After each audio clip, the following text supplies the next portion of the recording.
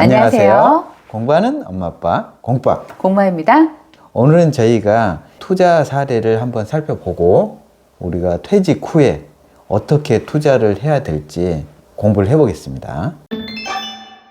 회사 생활을 한 30년 정도 하시고 퇴직을 하셨어요. 네. 퇴직하시면서 이제 막막하잖아요. 상가를 하나 분양받으셨어요. 근데 이제 어려움이 좀 있었죠. 초기에도 어렵고 지금도 사실은 어려운 상태예요. 국민연금이 130만 원 정도 되니까 이제 열심히 사신 거죠. 네. 저도 열심히 사는데 사실은 130은 좀 어렵더라고요. 왜냐하면 공파님 늦게 시작하셨잖아요. 그래도 한 30년은 되는데 아무튼 130이면 이분은 30년 이상은 네. 일을 하셨고 본인의 집이 있으시고요.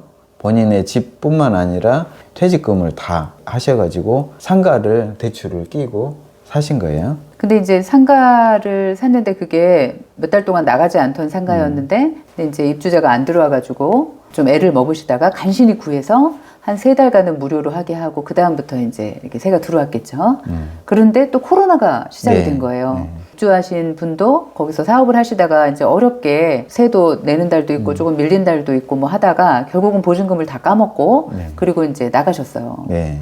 대출금은 또 이자가 계속 올라가고 있어서 그 이자 납입하는 것도 큰 돈이 들어가고 있고 또 상가는 임차인이 있든 없든 그 관리비를 매달 내야 되잖아요. 또 그것도 내고 있고요, 지금. 그런데 이 문제에 대해서는 자기가 선택을 하고 투자한 것이기 때문에 내가 책임을 져야 된다고 생각을 하고 감수를 하겠다. 그런데 자려고 누우면 새벽에 잠이 안 온다. 130만 원 국민연금을 받는데 국민건강보험료에 65만 원을 내고 있다는 거예요. 그럼 지금 절반을 의료보험비로 내고 있다는 거잖아요. 그럼요. 근데 건강하셔서 병원에도 잘 안 가세요. 네. 그게 얼마나 속이 좀 타시겠어요. 나는 병원에도 안 가는데 건강보험료를 65만 원을 내는데 내가 아파야 되나? 이런 생각도 들고. 그래도 안 아파야죠. 근데 건강보험료로 65만 원을 내고 네. 집하고 상가에 재산세, 이 세금 이런 걸 따지고 국민연금 받은 게 거의 다 세금과 사대보험으로 다 나갔다시피 하는 거죠. 그렇죠. 집이 하나 있으니까 또 그거에 대한 세금도 있을 거고 또 상가 또 유지하려면 또 세금이 있잖아요. 또 간접세도 내는 게 많잖아요. 그럼 결국은 국민연금 다 쓰고 있는 거예요. 세금으로. 자산은 따져보면은 집하고 상가, 뭐 네. 대출 감안하더라도 10억 이상은 충분히 되는데 네. 실상은 내가 쓸 돈이 없어서 너무 어려워하시는 거예요. 힘들죠. 그러니까 이해를 못 하신대요. 이제 부모님도 계시잖아요. 부모님한테 또 이제 그 비용도 드리고 계신단 말이에요. 그러니까 부모님 입장에서는 얘가 퇴직은 했어도 집도 있고 상가도 있고 차도 있고 근데 나보다 낫다 이렇게 생각하실 거 아니에요. 근데 실상은 너무 어려우신 거예요. 네. 현재. 그래서 지금 이렇게 봤는데 재산이 10억이 넘는데 지금 뭐 거의 수입이 없고 힘들죠. 오히려 지금 내야 될 것만 많고 그럼 얼마나 속이 타시겠어요. 이런 상황을 저희가 보면서 아 이게 남 일이 아니다. 이분만 그런 게 아니라 시니어분들 태반은 비슷하다고 저는 생각하거든요. 나라에서 여러 가지 조사한 그 내용들만 보면은 알 수 있습니다. 기본적으로 자기 집 선호 사상이 강해서 네. 자가 보유율이 거의 한 뭐 75% 이상 되고 자기가 가지고 있는 자산의 한 83%는 실물 자산에 묶여있기 때문에 다 같은 상황이에요. 그래서 이 사례를 보면서 우리가 느낀 점들이 있죠. 네. 참 안타깝잖아요. 네. 이분이 열심히 생활을 하시고 30년 이상 근면하게 그렇게 회사 생활을 하시고 은퇴하셨는데 너무 안타까운 거예요. 지금의 네. 상황이. 지금 도대체 뭐가 잘못된 건가? 이걸 이제 하나하나 좀 짚어보고 싶어요. 첫 번째 저는 어떤 생각이 드냐면 투자를 잘못하셨어요. 지금 자본주의 사회는 착하고 열심히 산다고 잘 사는 사회가 아닙니다. 돈에 대해서 잘 알고 또 연구를 하고 거기에 맞춰서 투자를 해야 살아남을 수 있죠. 옛날에 우리 부모님들은 그렇게 얘기했잖아요. 열심히 살아라. 성실하게 살아라. 근면하고 아끼고 저축해라. 이랬단 말이에요. 근데 그렇게 사는 게 지금 이분이에요. 네. 딱 그분이시거든요. 열심히 사셨죠. 네, 그런데 지금 어때요? 그래서 저는 세상도 변하고 이 부모님들이 살라고 하는 방식대로 살아서는 이제는 진짜 봉이 되는 거예요. 네. 나쁘게 말하면 세금 내는 봉이 그리고 은행의 봉이죠. 네. 은행은 절대 연체를 용납하지 않습니다. 나라도 그래요. 국세는 진짜 죽기 전까지 내야 돼요. 왜 이분이 이렇게 근면하게 사시고 성실하게 사셨는데 왜 봉이 됐나? 왜 거지가 됐나? 이런 거 있잖아요. 이런 부분을 우리가 명확히 알고 대처를 해야 돼요. 네. 그래서 제가 이제 곰곰이 생각해 봤어요. 어디서부터 뭐가 잘못되었을까. 근데 저는 일단 첫 번째는 공부를 똑바로 안 하시고 투자를 하신 게 전 잘못됐다고 생각해요. 두 번째는 네. 이 사회가 변하고 있다. 그 사회에 대한 공부, 여러 가지 제도라든지 네. 그런 것들도 관심을 갖고 봐야 됩니다. 어제 이렇게 됐다고 앞으로 된다는 생각을 하시면 안 돼요. 요즘 국민건강보험료도 네. 피부양자 자격 요건을 계속 강화를 해서 예전에는 안 내시던 분들이 많이 내게 되거든요. 앞으로는 아마 피부양자가 거의 없어질 지경까지 만들 것 같아요. 뭐 국민연금도 마찬가지잖아요. 국민연금도 마찬가지고요. 그리고 장기 요양보험 같은 경우도 지금까지는 웬만하면은 요양 등급을 통해서 뭐 혜택을 받으실 수 있었어요. 그런데 돈이 부족해지면 강화할 수밖에 없거든요. 그렇죠. 등급도 받기 어려워지고 요양원도 입소하시기에 어렵게 될 확률이 높죠. 네, 그래서 지금 어르신들이 저희가 실버타운 막 얘기하면 아유 나는 다 싫다. 난 그냥 이렇게 살던 집에서 살다가 아파지면 난 요양은 간다. 그냥 이렇게 쉽게 말씀하시는데 그것도 이제 어려워진다는 이야기예요. 이게 공부가 안 되시면 이렇게 그냥 아무런 생각 없이 사시다 보면 나중에 어려움에 처한다는 게 이제 저희의 깨달음인 거죠. 여러분들도 이런 어떤 일련의 사건들 또는 주변에서 일어나는 이런 뭐 현상들 이런 것들 보시면서 자꾸 깨닫고 예, 공부하시고 그래야 되거든요. 근데 저희가 이제 공부하는 엄마 아빠잖아요. 네. 그래서 저희는 뭐 남들하고 틀리고 굉장한 공부를 하고 있는 줄로 아시는 분이 있어요. 근데 저희 그렇지 않고요. 저희한테 필요한 거, 네. 나이 들면서 행복하게 살려는데 손해보지 않아야 되는 거, 그리고 더 즐겁고 행복해질 수 있는 거, 이런 것들을 공부하는 거잖아요. 네. 저 공부 싫어해요. 공파님은 원래 공부 좋아하죠. 저도 좋아하진 않은데 하다 보니까 그냥 하는 거죠. 그리고 우리는 필요한 공부를 하는 네. 거잖아요. 네. 근데 첫 번째 이제 우리가 투자에 대한 이야기를 좀 해봤으면 좋겠어요. 저는 너무나 공감이 가요.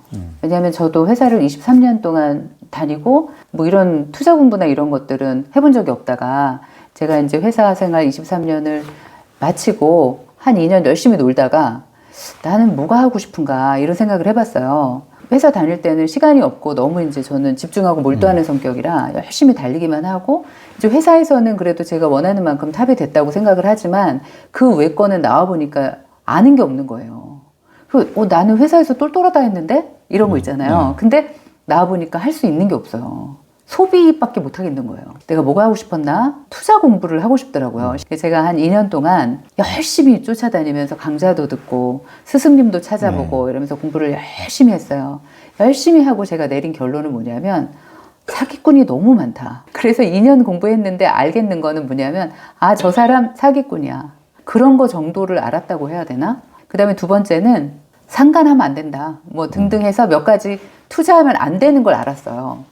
덕분에 제가 같이 공부를 많이 했죠. 네. 이 공부해온 걸 저한테 브리핑을 다 해주고 그런 것이 더 공부한 것을 맞아요. 확실히 익히는 방법이거든요. 네. 공마님이 투자하시는 건 뒤처리는 제가 다 했거든요. 등기라든지 그런 건 저희 셀프 등기로 제가 거의 다 했기 때문에 덕분에 같이 공부를 했어요. 네. 그러면서 저희가 노후에는 절대 하면 안 되는 투자. 유튜브에도 그런 내용이 많은데 저희가 한 번 더 중요한 내용이니까 네. 말씀드려보면 좋을 것 같습니다. 네. 결론적으로 얘기하면 저희는 아파트 투자만 해요. 그렇죠. 부동산에서는. 근데 왜 그러냐면 그 공부는 많이 오픈이 돼 있어서 사기 당할 염려가 좀 적고요. 그 다음에 뭐 제가 깊이 공부를 안 한다 해도 이게 다 오픈되어 있는 정보기 때문에 큰 실수를 할 게 별로 없어요. 그래서 이제 아파트만 투자를 하고 있고 그 공부는 제대로 했다. 이제 이 정도예요. 그런데 그러면서 이제 하지 말아야 될 것들을 저희가 정했죠. 네. 첫 번째는 지역주택조합은 절대 하면 안 돼요. 왼수가 있으면 왼수한테 소개해라. 네. 네, 그런 거 있죠. 근데 많은 분들이 싸다고 네. 투자를 하는 게 지역주택조합인데 그거 했다가 있는 돈 다 묶여가지고 네. 안 되죠. 절대 하면 안 되는 첫 번째는 지역주택조합이고요. 막 금액이 늘어나기도 하고 네. 기간이 막 바뀌기도 하고 네, 이거는 정말 끝이 없습니다. 네. 그 다음에 두 번째는 상가죠. 상가. 상가 구입하면 상가집 된다. 저희가 절대 하지 말라는 게 상가. 완전히 전문가 오랫동안 투자에 대해서 실천해보고 공부해보고 나는 전문가다. 그런 사람들은 할 생각이 별로 없는데 꼭 초보분들이 덜컥 시니어분들이 또 솔깃해요, 그게. 왜냐하면 뭐 그 과정이라든가 위험도 이런 건 체크하지 않고 다달이 따박따박 들어오는 그 임대료 매력적이잖아요. 그래서 홀라당 넘어가시는 거예요. 특히 깨끗한 상가를 좋아하셔요. 신도시 상가 절대 하시면 안 됩니다. 초기 상가는 진짜 하면 안 되거든요. 그래서 상가는 저희가 공부를 하는 여러 가지 부동산의 그런 그 요소 중에서도 사실은 난이도가 가장 높은 거예요. 네. 그래서 절대로 상가는 하시면 안 됩니다. 그리고 세 번째는 오피스텔이나 뭐 분양형 호텔 같은 수익형 부동산이라고 네. 이거 뭐 몇 개 사놓으면 얼마 번다고 엄청 써붙여져 있죠. 네, 저희 친구의 형부도 그 대기업 임원으로 은퇴하시고 나서 오피스텔 몇 개 하시거든요. 얼마나 후회를 하시는지 몰라요. 그게 아무나 하니까 아니에요.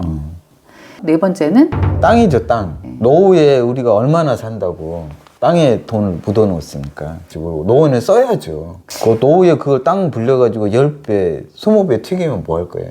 그게 누구 좋으라고 하는 건지 모르겠어요. 우리가 50 넘은 세대는 안정적이면서 현금화할 수 있는. 그래서 저희가 아파트를 하는 이유가 일단은 크게 손해가 나지 않고요.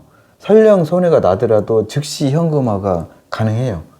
근데 이제 아무튼 요거는 이제 부동산에 한해서 이제 투자하는 그런 여러 가지 것들 중에 말씀을 드린 거고, 이제 지인분이 상가를 했기 때문에 제가 이제 말씀을 드린 거예요. 공부가 안 돼 있으면은 이렇게 덜컥 상가 같은 거 하신단 말이에요. 네. 지금 첫 번째 말씀드린 투자에 대한 공부를 해야 된다. 노후에는 잃지 않는 투자를 하자. 그렇죠. 또한 우리가 퇴직하고 나서는 점검해 보셔야 됩니다. 내가 가지고 있는 돈, 자산이 얼마가 있는가도 점검을 해봐야 되고요. 내가 좋아하는 것, 내가 잘할 수 있는 것, 이런 것에 대해서도 생각을 해보셔야 됩니다. 노후를 준비하는 데 있어서 가장 중요한 것은 저는 집이라고 생각하거든요. 내가 가지고 있는 자산을 계산해보고 나서 그 자산 중에서 집으로는 50% 이내로 쓰셔야 됩니다. 내가 재산이 10억 있더라도 내가 살 수 있는 집은 5억 정도라고 생각을 하셔야 돼요. 그것이 나에게 맞는 옷이에요. 그 이상을 가지고 있는 것은 저는 과소비라고 생각합니다. 나에 대한 공부와 그다음에 이제 반대, 어떤 네. 사회에 대한 공부 이렇게 나눠지잖아요. 근데 우리가 이제 제2의 인생을 준비하고 맞이하면서는 나를 점검하는 것부터가 해야 된다는 말씀이신 거잖아요. 그 중에서도 가장 돈이 많이 드는 주거에 대한 공부를 먼저 해서 세팅을 잘 해야 첫 단추를 잘 깨고 그렇죠. 그다음부터 이제 이렇게 잘 나갈 수 있다는 거잖아요. 젊을 때랑 틀려서 노후에는 수익을 얻는 게 중요한 게 아닙니다. 절대 잃으면 안 돼요. 30대, 40대는 재출발할 기회가 있지만 50대, 60대에는 한번 꺾이면 다시 회복하기 어렵습니다. 그러면 그 돈 중에서 절반은 지켜야 되거든요. 저는 절반은 무조건 집으로 깔고 있어야 되고, 그 집을 나이가 들었을 때 주택연금을 들어서 진짜 마지막 마지노선으로 삼아야 된다는 거죠. 네, 주택연금도 사자마자 내가 제 세팅하자마자 그렇죠. 주택연금을 들라는 게 아니잖아요. 네. 그 공부를 해보시면 주택의 그런 매매가도 이 사이클이 있어요. 그래서 가장 고점일 때 그때 주택연금을 드시는 게 또 좋고 나이는 그리고 70세 넘어서가 좋고. 그렇죠. 70대 중에 하시는 게 좋은 네. 거죠. 그래서 이제 그 공부도 좀 하시면 좋겠다 그 말씀이신 거죠? 네, 그렇습니다. 내 재산의 50%를 집으로 깔고 그 집은 나중에 나이 들어서 내가 경제력이 없고 일을 하지 못하는 경우가 되더라도 주택연금을 통해서 최소 생활비는 나올 수 있게 하는 거고요. 나머지 50% 그걸 가지고 성향에 따라서 좀 월급을 적게 받는 직장을 구해서 생활비에 보태 쓰면서 나머지 50%를 조금씩 나눠서 쓰시든지, 가능하면 너무 적극적인 투자는 안 하셨으면 좋겠고 50% 가지고 꼭 하고 싶으면 그 정도 선에서 해야지, 대출 받아서 사업을 하신다든지 이런 건 젊을 때 해야지. 그렇죠. 그건 좀 안 하셨으면 네. 좋겠습니다. 투자를 하시더라도 안정적으로, 그리고 공부가 돼 있는 한도 내에서 자신감이 있는 부분으로 그렇게 하셔야 되겠죠. 젊은 친구들도 무슨 사업을 하려면 거기 유사 업종에 가서 몇 년은 일을 해보라 그러잖아요. 그렇죠. 청소하는 것부터 설거지 이런 걸 좀 갈고 닦은 다음에 경험을 해봐야 사람을 어떻게 다루는지, 직원들 어떻게 뽑고, 물건 어떻게 사고, 관리는 어떻게 하는지 네. 이런 걸 아는데, 우리 시니어 어르신들도 마찬가지입니다. 사회생활은 오래 했더라도 그 직장에서만 한 거지 자영업은 또 전혀 다른 차원이에요. 다른 분야예요. 전혀 다릅니다. 내가 하고 싶다. 그러면은 그런 직장을 무보수라도 저는 가서 일을 해야 된다고 생각하고요. 그렇게 한 다음에 창업을 해야지 쉽게 하는 창업들을 너무 많이 하시거든요. 네. 뭐 프랜차이즈를 주로 하시니까 다 돼 있는 거 쉽게 하는 거. 쉽게 하는 건 쉽게 망합니다. 그래서 이런 부분에 대해서도 깊이 생각을 하고 노후를 준비하시면 좋겠습니다. 오늘은 저희 지인 사례를 가지고 저희가 너무 좀 가슴도 아프고 안타깝고 이래서 그 부분에 대해서 골똘히 생각을 해보면서 저희가 깨달은 점, 그리고 또 이거 어떻게 해야 되냐, 또 우리 주변에 우리 또 구독자 중에 이런 그 시니어분들이 안 나타나셔야 되기 때문에 같이 한번 생각을 해보았습니다. 우리 시청자 여러분들께서도 오늘 사례에 대해서 한번 의견을 많이 남겨주시고요. 저희가 말씀드린 내용에 대해서도 의견 많이 주시기 바랍니다. 오늘 또 저희와 함께 네. 공부해 주셔서 진심으로 감사드립니다. 모두 건강하세요. 감사합니다.